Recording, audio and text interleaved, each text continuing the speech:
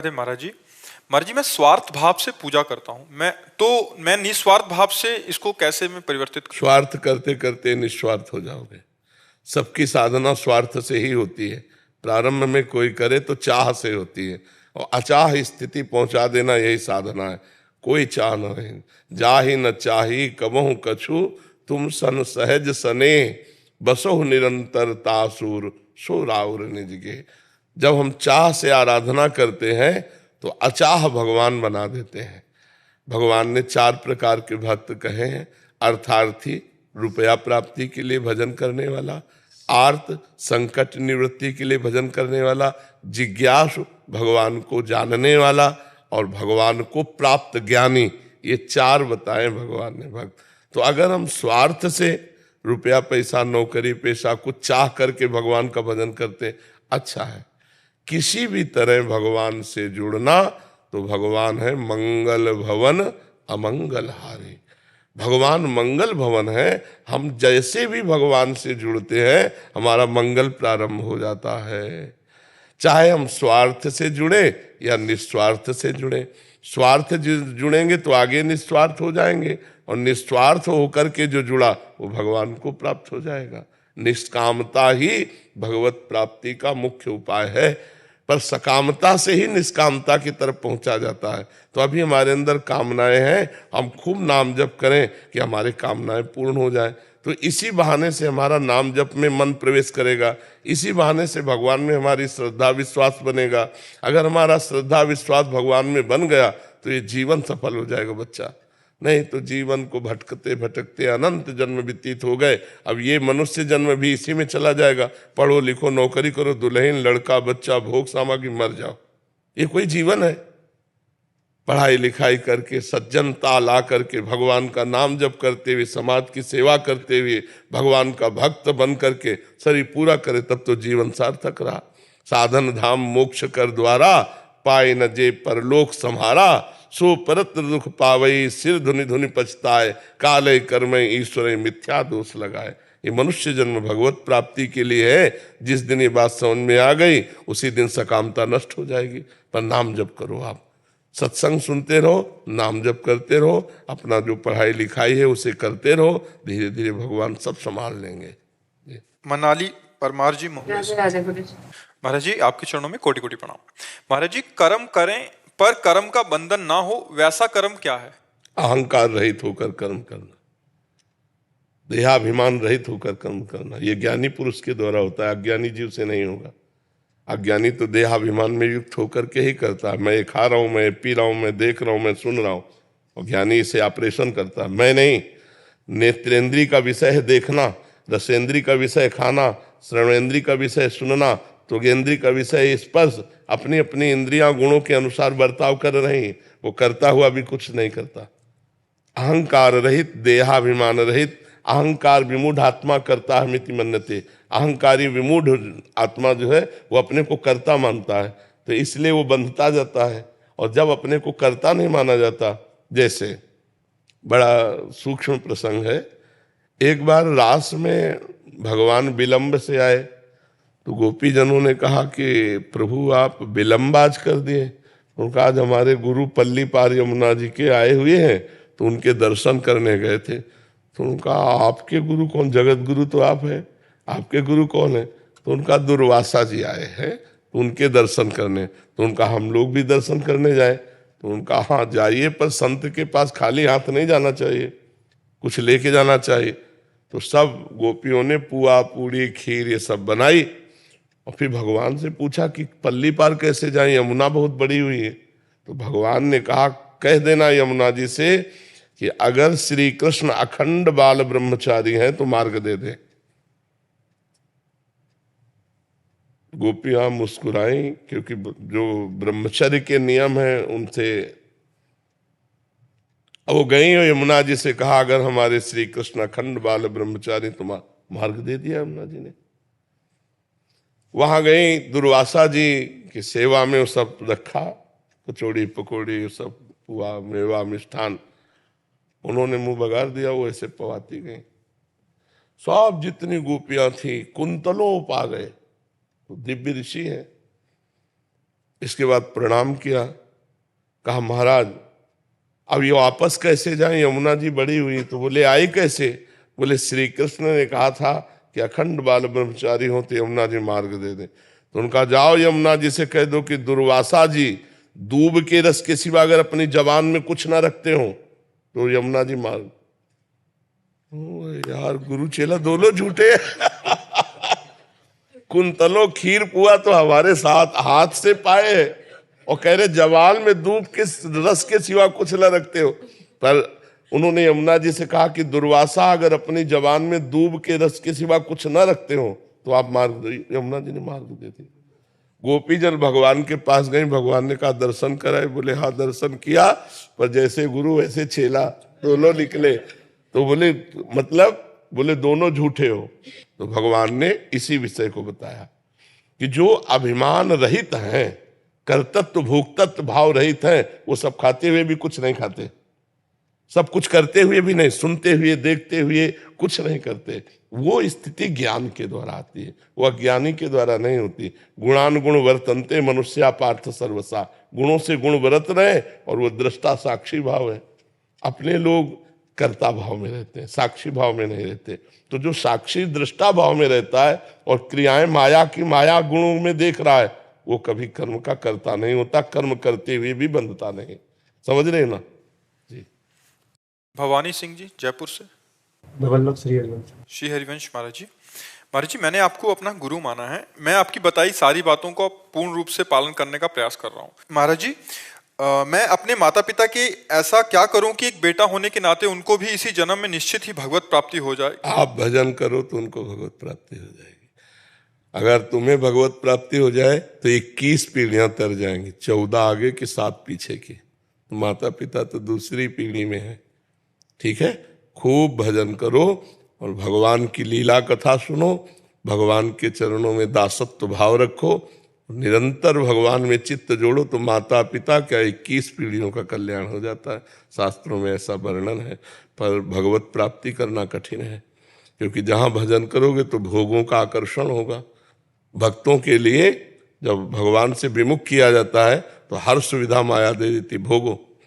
बस उस समय ध्यान रखें, मुझे भगवान को प्राप्त करना है, ये भोग रूपी विष खा के बावरा नहीं बनना, मुझे भगवान का भजन करना, भगवान की प्राप्ति करनी। इसलिए विषय सेवन तो करें, लेकिन धर्मयुक्त विषय सेवन करें।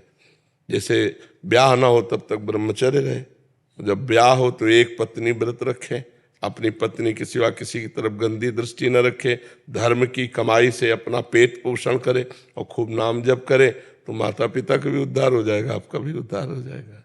जी महाराज जी, मतलब मैं आपको हमेशा मैं साथ रखना चाहता हूँ।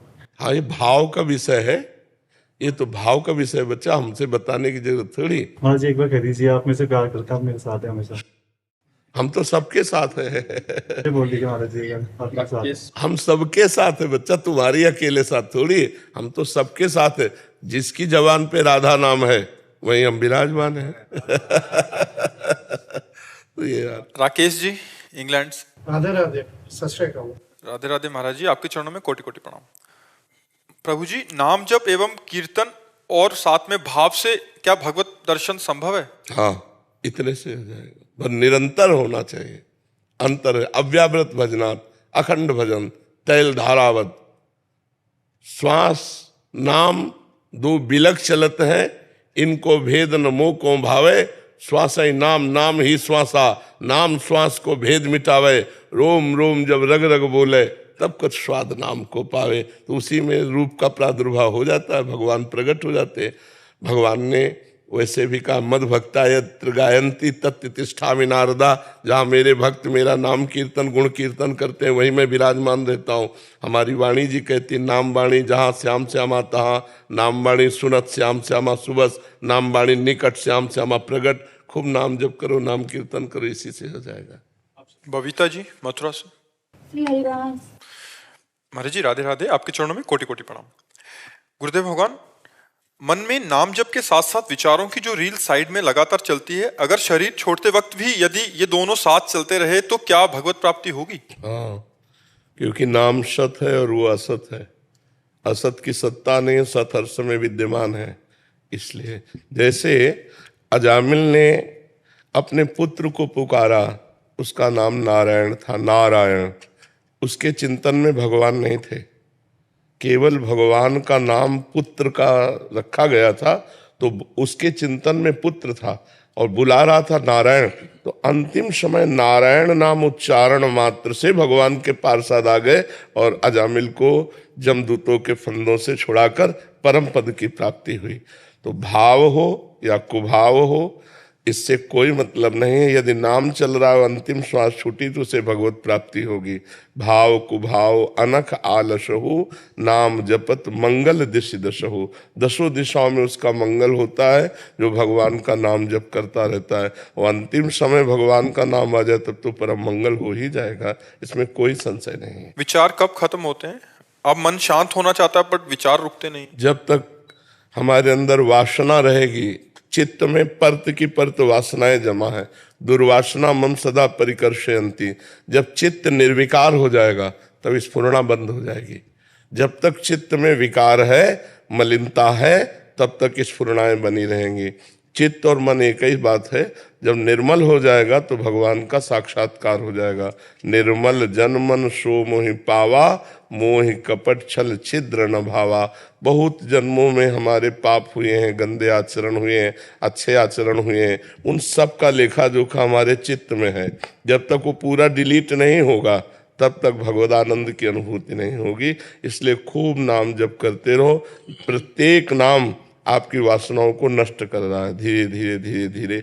देखो, जब इच्छाएं थी तो जलन होती थी, अशांति होती थी। अब जब कोई इच्छा नहीं तो परम शांति। मतलब आप अनुभव नहीं कर सकते कि कितना सुख है। उसको कैसे वाणी से बताया कि कितना सुख है। कामनाओं में, भोगों में लोगों ने मस्ती समझ रखी है, और जबकि भोग और कामनाएं हमारी मस्ती को नष्ट करती है, हमारे आनंद को क्षीण करती है। कोई भी भोग भोगने के बाद एक अंदर अतृप्ति, एक अंदर अशांति होती है। अगर भोगों का त्याग कर दिया जाए तो अभी असली मस्ती जागृत हो जाए, जो हमारा चैतन्य घन आत्मानंद स्वरूप है। जहां जरा सा भगवदानंद मिला, भाग पड़ेगा जीव संसार से, मन हमारा भाग पड़ेगा भगवान की तरफ।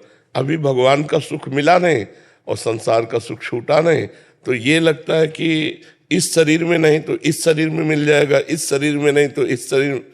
भोगते भोगते जीवन व्यतीत हो जाता है और कभी तृप्ति नहीं होती, क्योंकि इसमें है ही नहीं कुछ। तृप्ति कहाँ से हो? कुछ हो तो तृप्ति मिले। देखो, गोस्वामी तुलसीदास जी को जब राम जी का साक्षात्कार हुआ तो वो कह रहे हैं, जाकी कृपा लवलेश ते मतिमंद तुलसीदास हो, पायो परम विश्राम, राम समान प्रभु नाही कहूं। परम विश्राम, स्फुरणा ही नहीं हो रही। जैसे ऊसर भूमि में बीज बो दो तो जगेगा ही नहीं, ऐसे ही जिस हृदय में परमानंद का अनुभव होता है, विश्व के सारे भोग एकत्रित कर दो, भोगने की इच्छा ही नहीं रहेगी। क्योंकि जब अंदर आनंद मिलता है तब ये बाहर थोथा आनंद नहीं। यहाँ कौन सा आनंद है? जैसे हम रुपया रखते हैं तो रुपया इसलिए प्रिय कि भोग सामग्री मिलती है। अगर भोग सामग्री न मिले तो रुपये से कोई प्यार नहीं। आप देखो, अभी आपको 2000 नोट के एक टाली भर गिरवा दी जाए रुपया आपके सामने, आप एक भी नहीं उठाएंगे। क्यों भाई? 2000 है। बोले नहीं, अभी चलते नहीं, इनसे भोग सामग्री नहीं मिलेगी। तो रुपया से हमें प्रेम नहीं है। रुपया इसलिए चाहिए कि भोग सामग्री मिलेगी। भोग सामग्री शरीर स्वस्थ, शरीर स्वस्थ भोग भोगने के लिए। पूरा माइंड को आप अपने पढ़ो, इतना ही है कला। इसका अंतिम विश्राम काम सुख है। देख लो, सब देखो दिमाग में, रुपया पैसा, खान पान, कपड़ा लत्ता, मकान दुकान सब, लेकिन अंतिम विश्राम कहाँ मानता है? राम नहीं, काम। अंतिम विश्राम अपनी कामनाओं की पूर्ति। और हमारी कामना कहाँ से पूर्ति होती है? जरा उस स्थानों को देखो जहाँ हाथ लगा दो तो रज लगा के, साबुन लगा के हाथ धोना पड़े। इसको एक सीमा में बांधा गया कि 25 वर्ष तक ब्रह्मचर्य रहिए, ब्रह्मचर्य के बाद जब गृहस्थ में जाइए तो एक पत्नी व्रत रहिए। कोई धर्मशास्त्र को मान रहा है क्या? Boyfriend girlfriend, breakup, boyfriend girlfriend, व्यभिचार, व्यसन, हिंसा, यही सब बढ़ता चला जा रहा है। आप देखो ना, अगर हमने आपसे प्यार किया तो आपको सुख देना चाहिए। प्यार करने के बाद डिवोर्स हो रहा है, प्यार करने के बाद उसको जलाया जा रहा है। प्यार के नाटक में वासनाओं का खेल खेलते हैं, व्यसन करते हैं, हिंसा करते हैं। प्यार ये चीज होती, प्यार होती है कि हम जिसको प्यार करते हैं उनको मन वचन कर्म से सुख देंगे, कभी दुख नहीं देंगे। अगर वो सुखी है दूसरों से प्यार करने में तो हम कभी विरोध नहीं करेंगे। हमारे हृदय में तुम्हारे प्रति प्यार आया है, इसलिए तुम आशीर्वाद है, तुम सुखी रहो, तुम सुख में रहो, हम तुम्हें सुखी देखें, यही हमारा। ये कौन सा प्यार? तो फिर मन वृत्तियां बटती चली जाती हैं अशांति की तरफ, और ये सब वासनाएं बनती चली जा रही। तुम्हारे किताब में, मनरूपी किताब में सब लिखता जा रहा है। अब इसे डिलीट करो, बिना डिलीट किए भगवदानंद नहीं आएगा। और डिलीट करने का एक उपाय नाम जप। तो जब हम नाम जप करते हैं तो देखो साइड में चलने लगता है चिंतन, भूत का या भविष्य का या फालतू का, जो जो भरा है। अब आप देखते हो इतनी गंदी बातें तो भजन करने के पहले नहीं आती थी, जब भजन शुरू किया तब आ रहे, वो आ रहे हैं डिलीट होने के लिए। हमें विचलित नहीं होना, जब तक वो वासनाएं डिलीट नहीं हो जाएंगी तब तक भगवान का दर्शन नहीं होगा, तब तक आनंद की अनुभूति नहीं होगी। इसलिए खूब नाम जप करो। नाम जप अभी इसी क्षण आपको पावर दे रहा है, लेकिन अनुभव आएगा जब लंबे समय तक भजन होगा। और जहां आनंद आया फिर तो भगवान दे रहे हैं केवट को सियाजू की अंगूठी, तो कह रहा अब कछुनाथ न चाही मोरे, अब नहीं चाहिए। आप मिल गए, आपके चरण पखार लिया, आप कुछ नहीं चाहिए। जिसके प्राप्त होने के बाद कुछ प्राप्त करना बाकी नहीं रहता वो भगवान है। जिसके जान लेने के बाद कुछ जानना बाकी नहीं रहता वो भगवान है। और वहीं हमें विश्राम मिलेगा, ना रुपया में मिलेगा, ना भोगों में मिलेगा। चाहे जितना भोग लो, कभी विश्राम मिल ही नहीं सकता है। महाराज भर्तरी, उनकी जीवन चरित्र है। उनकी पत्नी महारानी पिंगला, सर्वश्रेष्ठ सुंदर चक्रवर्ती सम्राट महाराज भर्तरी, वो भर्तरी से तृप्त नहीं थी, वो एक अश्वपाल से प्रेम लगा बैठी। अश्वपाल चक्रवर्ती सम्राट की महारानी से तृप्त नहीं हुआ, वो एक वैश्या से प्रेम लगा बैठा। जब भर्तरी जी को इस चरित्र का पता चला तो उन्होंने सिंहासन पर मुकुट रख दिया। धिक्कार है ऐसे संसार को, जहां मुझ चक्रवर्ती सम्राट से मेरी पत्नी तृप्त नहीं है, एक घोड़े को देखने वाले से प्यार करती है।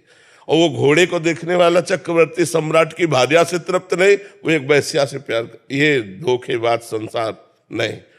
तो सच्चिदानंद भगवान के बिना सुख प्राप्त होने वाला नहीं। इसलिए सब लोग अपने कर्तव्य का पालन करो, नियम से रहो, जो तुम्हारी मर्यादा है उस मर्यादा में रहो, चरित्र दूषित मत करो, व्यसन मत करो, परोपकार करो, नाम जप करो, आनंदमय हो जाओगे। अपने आप आनंद में, किसी से आनंद मांगने की जरूरत नहीं। अब करो पापाचरण, चाहो सुख तो कैसे प्राप्त हो सकता है। गुरुदेव भगवान, जैसे हम 42 लीलाएं हित 84 जी या प्रेम की पीठ पढ़ते हैं तो कभी थोड़ा बहुत भाव आता है आपकी कृपा से, और हमें कर्तव्य पालन की चिंता होती है तो उसमें बीच में उठ के फिर घर के काम करने हैं, वो भाव फिर बिगड़ता है। तो गुरुदेव उसको कैसे करें हम? नहीं, नाम उस समय जब हमें सेवा करनी है तो नाम जप करते हुए सेवा करनी है। देखो, गृहस्थ और विरक्त के अलग अलग धर्म है। विरक्त का धर्म है हर समय भजन और पाठ सेवा पूजा में लगा रहना। गृहस्थ का धर्म है हर समय कार्य में लगा रहना। नाम का आश्रय ले ले, राधा राधा राधा, रसोई बना रहे राधा राधा, पोछा लगा रहे राधा राधा, जो कार्य कर रहे नाम जप करते हुए करें। क्योंकि गृहस्थ आश्रम में बहुत से कार्य, मान लो आपका पति ड्यूटी जाना चाहता है और आप उस समय पूजा विस्तार कर रहे हैं, अब उसको चाहिए कि समय से टिफिन मिल जाए ऑफिस पहुंचे जाकर, तो आप पूजा बंद कर दो, पहले पति की पूजा करो, पहले टिफिन तैयार करो, उसको पवाओ, उसको तैयार करके भेज दो, बच्चों को स्कूल भेज दो। जब कोई कार्य नहीं बचा तब ठाकुर जी की पूजा कर लो। गृहस्थी में पहले अपने कार्यों को देखे, वो भी पूजा है। पति में भगवान, पुत्र में भगवान, उनको समय अगर नहीं करोगी तो फिर कलह हो जाएगी। कलह भक्ति नहीं होती। भक्ति में जहां कलह हो वहां भक्ति नहीं है। कलह में कलयुग होता है, बुद्धि भ्रष्ट हो जाती है। अब आप पूजा में बैठी, वो जल रहा है पति कि यार अगर समय से चाय बना देती, चार परेठा बना देते तो हम अपने काम में जाते। नहीं, वो तुम्हारी पूजा सफल नहीं होगी। तुम प्रातः उठो, भगवान का स्मरण करते हुए पहले तैयारी करो। सबकी तैयारी हो गई, कोई काम नहीं, अब पर्दा खोला, ठाकुर जी की सेवा पूजा की। सिंहासन बत्तीसी 12वीं पुतली पद्मावती ने जो कथा सुनाई वह कुछ इस प्रकार है। एक दिन रात के समय राजा विक्रमादित्य महल की छत पर बैठे थे। मौसम बहुत सुहाना था। पूनम का चाँद अपने यौवन पर था। सब कुछ इतना साफ साफ दिख रहा था मानो दिन हो। प्रकृति की सुंदरता में राजा एकदम खोए हुए थे। सहसा वे चौंक गए कि किसी स्त्री की चीख थी। चीख की दिशा का अनुमान लगाया। लगातार कोई औरत चीख रही थी और सहायता के लिए पुकार रही थी। उस स्त्री को विपत्ति से छुटकारा दिलाने के लिए विक्रम ने ढाल तलवार संभाली और अस्तबल से घोड़ा निकाला। घोड़े पर सवार होकर फौरन उस दिशा में चल पड़े। कुछ ही समय बाद वे उस स्थान पर पहुँचे।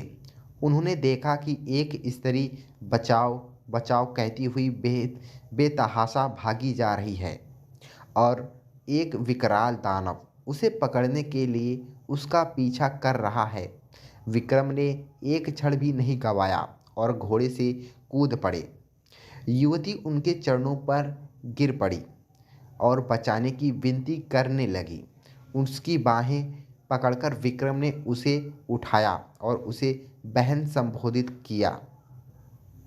उन्होंने कहा कि वह राजा विक्रम आदित्य की शरणागत है और उनके रहते उन पर कोई आँच नहीं आ सकती। जब वे उसे दिलासा दे रहे थे तो राक्षस उनके पास आया। उसने विक्रम को कहा कि उन जैसा एक साधारण मानव उनका कुछ नहीं बिगाड़ सकता तथा उन्हें वह कुछ ही क्षणों में पशु की भांति चीड़ फाड़ कर रख देगा। ऐसा बोलते ही वह विक्रम की ओर लपका। विक्रम ने उसे चेतावनी देते हुए ललकारा। राक्षस ने उनकी चेतावनी का उपहास किया। उसे लगा कि विक्रम को वह पल भर में मसल देगा। वह उनकी ओर बढ़ता रहा। विक्रम भी पूरे सावधान थे। वह राक्षस ज्यों ही विक्रम को पकड़ने के लिए बढ़ा, विक्रम ने अपने आप को बचाकर उस पर तलवार से वार किया। राक्षस भी अत्यंत फुर्तीला था। उसने पैतरा बदलकर खुद को बचा लिया और भिड़ गया। दोनों में घमासान युद्ध होने लगा।